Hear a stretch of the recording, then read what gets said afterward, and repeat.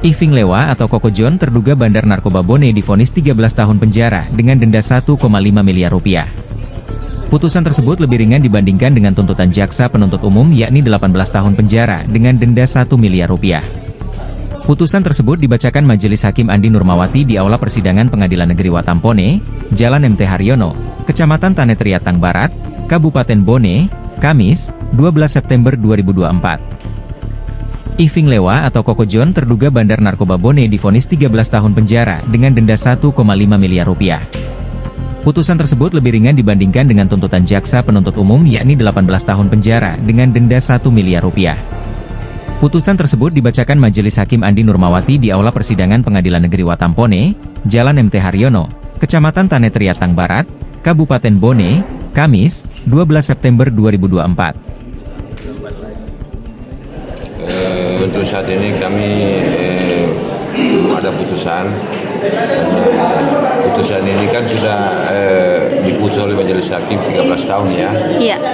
Tetap denda 1,5 miliar atau subsidi 6 bulan penjara.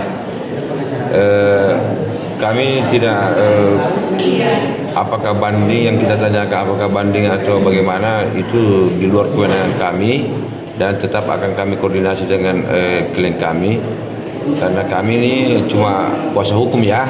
Persoalan banding tidaknya kami tidak punya kewenangan. Nanti kami koordinasi dengan beliau, apakah dia akan menggunakan haknya atau tidak, itu belum bisa saya pastikan.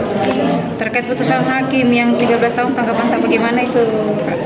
Kalau terkait putusan hakim itu kami masih menganggap berat. Jadi belum ada, harus mau bicara dulu dengan Pak Yaya bagaimana. Apakah akan kita lakukan upaya banding atau tidak? Nanti kita tetap akan koordinasi dengan klien kami dan beberapa tim kuasa hukum terdakwa. Harapan tak terkait ini? Ya, harapan kami ya mudah-mudahan ada, kalau kita tempuh upaya hukum ya masih bisa berubah, tapi itu saya belum bisa jamin apakah akan melakukan upaya banding atau tidak, tergantung terdakwa.